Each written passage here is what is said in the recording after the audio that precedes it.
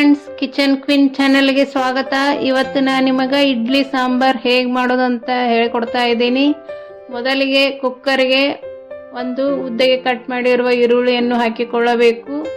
ನಂತರ ಒಂದು ಟೊಮೆಟೊವನ್ನು ಹಾಕಿಕೊಳ್ಳಬೇಕು. 4 ರಿಂದ 5 ಹಸಿಮೆಣಸಿನಕಾಯಿಯನ್ನು ಹಾಕಿಕೊಳ್ಳಬೇಕು.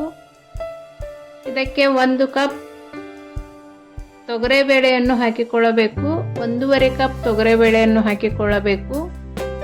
ಬೇಳೆ ಬಹಳ ಬೇಕಾಗುವುದಿಲ್ಲ, ಸ್ವಲ್ಪ ಬೇಳೆಯಲ್ಲೇ ಚೆನ್ನಾಗಿ ಸಾಂಬಾರು ಮಾಡಬಹುದು. ಒಂದು ಸಲ ಮಾಡಿ ನೋಡಿ.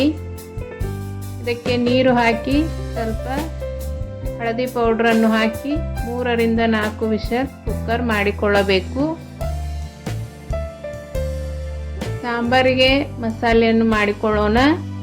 ಮೊದಲಿಗೆ ಗ್ಯಾಸ್ ಮೇಲೆ ಒಂದು ಪ್ಯಾನ್ ಅನ್ನು ಇಟ್ಟುಕೊಂಡು ಅದಕ್ಕೆ 2 ಸ್ಪೂನ್ ಕಡಲೆಬೇಳೆಯನ್ನು ಹಾಕಿಕೊಳ್ಳೋಣ. 1 ಸ್ಪೂನ್ ಉದ್ದಿನ ಬೇಳೆಯನ್ನು ಹಾಕಿಕೊಳ್ಳೋಣ.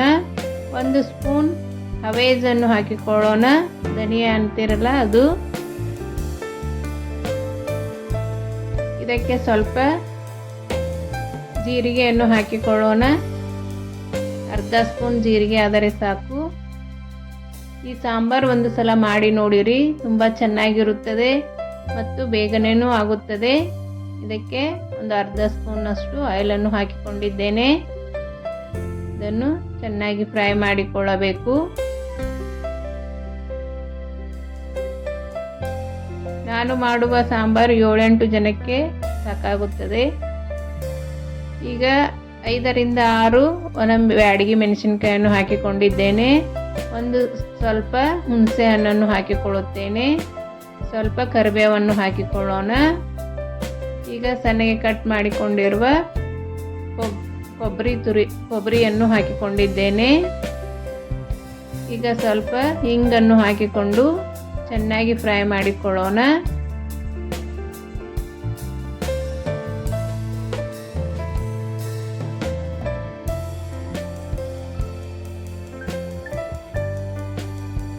ಈ ಸಾಂಬಾರ್ ತುಂಬ ಚೆನ್ನಾಗಿರುತ್ತದೆ.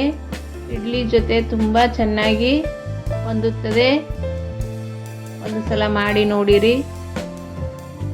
ಇದನ್ನು ಈ ರೀತಿ ಚೆನ್ನಾಗಿ ಫ್ರೈ ಮಾಡಿಕೊಳ್ಳಬೇಕು. ಮಾಡಿ ಮಿಕ್ಸಿ ಮಾಡಿಕೊಳ್ಳಬೇಕು.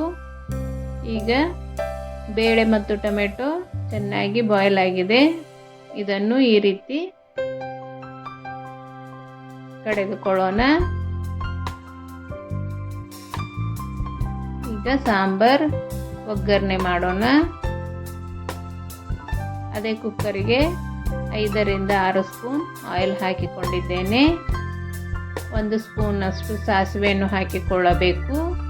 1 ಸ್ಪೂನ್ ಜೀರಿಗೆಯನ್ನು ಹಾಕಿಕೊಳ್ಳಬೇಕು. ಈ ಸಾಂಬಾರ್ ಒಂದು ಸತಿ ಮಾಡಿ ನೋಡಿರಿ, ಹೇಗೆ ಬಂತು ಅಂತ ಕಮೆಂಟ್ ಮಾಡಿರಿ. ನಾನು ಮಾಡುವ ಅಡಿಗೆಗಳು ನಿಮಗೆ ಇಷ್ಟವಾದಲ್ಲಿ ನಮ್ಮ ಚಾನಲನ್ನು ಸಬ್ಸ್ಕ್ರೈಬ್ ಮಾಡಿ, ಶೇರ್ ಮಾಡಿ, ಲೈಕ್ ಮಾಡಿ. ಸ್ವಲ್ಪ ಇಂಗು ಮತ್ತು ಕರಿಬೇವು ಸೊಪ್ಪನ್ನು ಹಾಕಿಕೊಂಡಿದ್ದೇನೆ. ಈಗ ಸಣ್ಣಗೆ ಜಜ್ಜಿಕೊಂಡಿರುವ ಸ್ವಲ್ಪ ಬೆಳ್ಳುಳ್ಳಿಯನ್ನು ಹಾಕಿಕೊಳ್ಳೋಣ.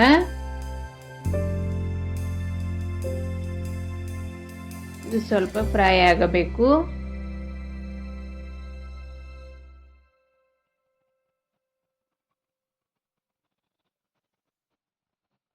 ಈಗ ಸ್ವಲ್ಪ ಅರಿಶಿನವನ್ನು ಹಾಕಿಕೊಳ್ಳೋಣ.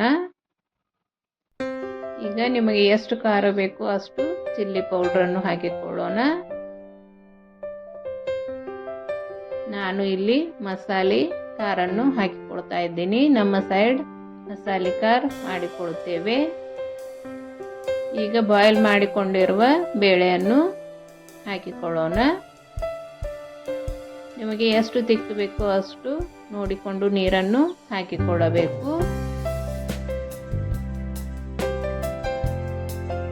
ಈಗ ರುಚಿಗೆ ತಕ್ಕಷ್ಟು ಉಪ್ಪನ್ನು ಹಾಕಿಕೊಂಡಿದ್ದೇನೆ.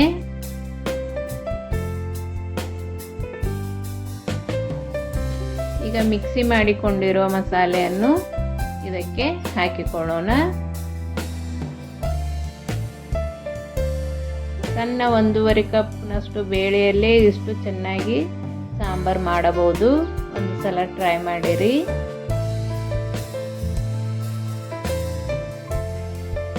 ಇಡ್ಲಿ ಜೊತೆ 7ರಿಂದ 8 ಜನ ಆರಾಮ್ಸೆ ತಿನ್ಬೋದು.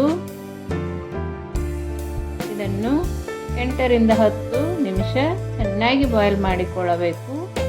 ಬಾಯ್ಲ್ ಆದಷ್ಟು ಸಾಂಬಾರ್ ರುಚಿ ಚೆನ್ನಾಗಿರುತ್ತದೆ. ಒಂದು ಸಲ ಟ್ರೈ ಮಾಡಿರಿ.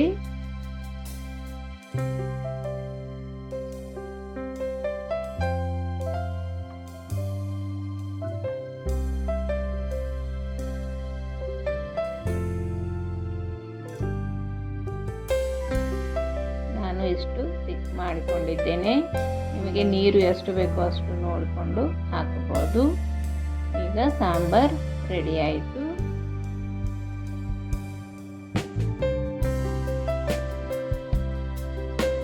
ಇಡ್ಲಿ ಮೇಲೆ ಈ ರೀತಿ ಸಾಂಬಾರ್ ಹಾಕ್ಕೊಂಡು ತಿನ್ಬೋದು.